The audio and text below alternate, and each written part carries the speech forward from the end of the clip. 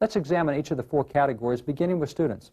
That which occurred with students following the removal of religious principles was perfectly predicted by George Washington in his farewell address when he said, "And let us with caution indulge the supposition that morality can be maintained without religion.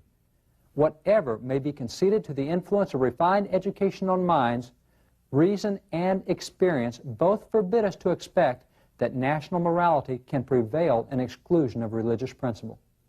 Washington warned that to remove religious principles would be to lose national morality. Notice the accuracy of his warning.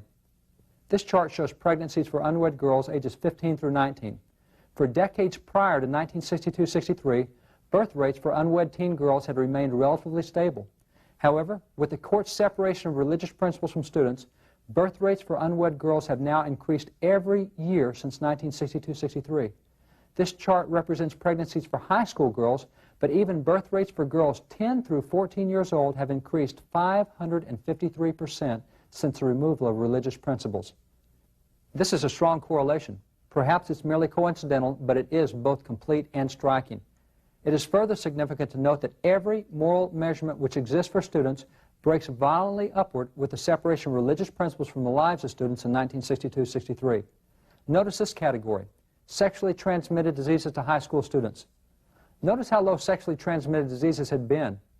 Notice the point when religious principles were prohibited. Notice a dramatic increase. The same is true for every moral measurement among youth. Again, each of these categories was showing overall declines prior to 1962-63, but with the first ever separation of religious principles from students, a violent upturn occurred on every chart and in every moral measurement. Washington was correct. The next category over which God was acknowledged in that simple prayer, and in which the courts had maintained the use of biblical principles prior to 1962, was that of our families, or our parents. What happened when we abandoned the use of God's principles when dealing with families? Consider the area of divorce. Statistically, the divorce rate had been steadily declining for years and even decades prior to 1962-63. Beginning in 1963, the divorce rate skyrocketed. The United States has now become #1 in the world in the rate of divorce. It is again striking that every measurement related to the breakup of the family statistically skyrocketed in 1963 with the separation of biblical principles from public policy. Single-parent families are now up 140%. Single-parent families with children are now up 160%. Even family morality is dramatically different. Unmarried couples living together are now up 536%. Again, each of these categories had been stable for years prior to 1962-63, and then the dramatic increases correlate exactly to the court's rejection of those standards which had been applied to the family for 170 years previously. The third category in which God's assistance was petitioned was our schools. What happened when we barred God and His principles from our schools? The SAT test, the Scholastic Aptitude Test, is an excellent indicator. The SAT test has been in America since 1926, and in 1941 it was placed on the same scale that is still used today. Prior to 1963, there were never more than 2 consecutive years where the scores either rose or declined. But beginning in 1963, scores plummeted for 18 consecutive years. Unprecedented. Scores are now so low that the Department of Education states that this is the first time in America's history that we are graduating out a generation of students who academically know less than their parents did. The SAT test is the same test their parents used. It's been the same since 1941, yet there is nearly an 80-point difference between the two generations. In 1962, there were only 1,000 Christian schools in the nation, but once it became obvious that things like prayer, Bible, and the Ten Commandments would be forbidden, there was a marked explosion in the number of religious and particularly Christian schools. By 1984, the number of Christian schools had burgeoned to 32,000 schools.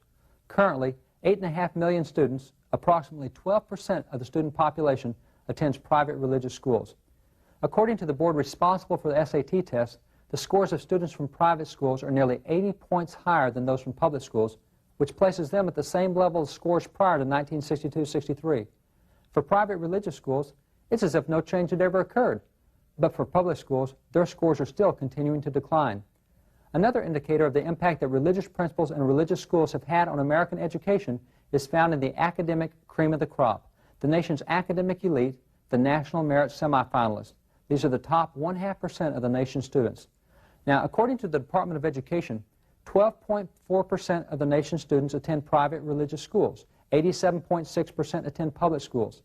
Since 12% of the nation's students attend private religious schools should produce 12% of the nation's cream of the crop, and 88% of the nation's students in public schools should produce 88% of the nation's cream of the crop.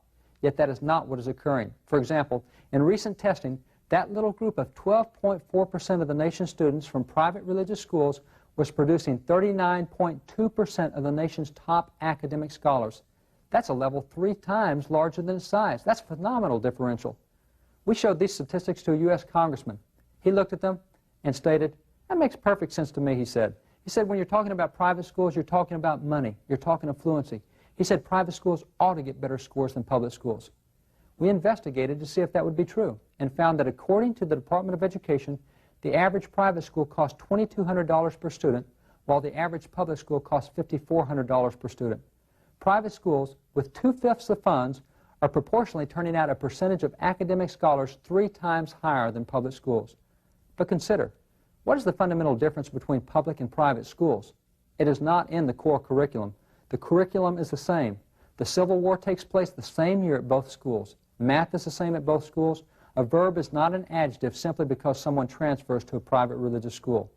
The basic difference is that one school utilizes religious principles and one does not, which appears to make an 80-point difference on the SAT test. The final category, the fourth category, was our country. What happened in the nation when we separated religious principles from public arenas? Well, what do you think happens when you start telling students, you can't see the 10 Commandments, you might obey them? Things like don't steal and don't kill. That has to have an effect on behavior. It did. Washington, in yet another warning from his farewell address, accurately predicted what has occurred. He said, "Let it simply be asked, where is the security for life, for reputation, and for property if the sense of religious obligation desert?" The sense of religious obligations has deserted, and currently there now seems to be no security for life, for reputation, or for property. For example, consider violent crime. After having remained statistically stable for years, since the removal of religious principles in 1962, the number of violent crimes has now surpassed population growth by 794%, causing the United States to become the world's leader in violent crime.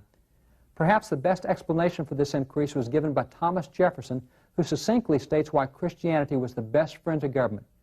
Jefferson explained, "The precepts of philosophy laid hold of actions only, but Jesus pushed his scrutinies into the heart of man.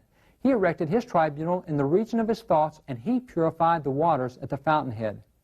Where the law says, "Don't kill," in Matthew 5, Jesus says, "Don't get angry, don't hate."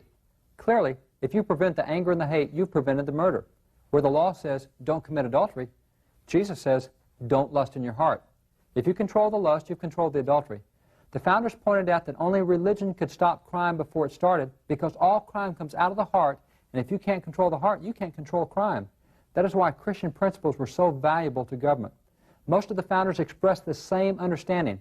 President John Adams pointed out that there was no government in the world able to make someone do what was right or able to control those who did not wish to be controlled. Adams explained, "We have no government armed with power capable of contending with human passions unbridled by morality and religion." Then notice what he said. "Our Constitution was made only for a moral and a religious people. It is wholly inadequate to the government of any other." 'Cause the flag still stands for freedom, and they can't take that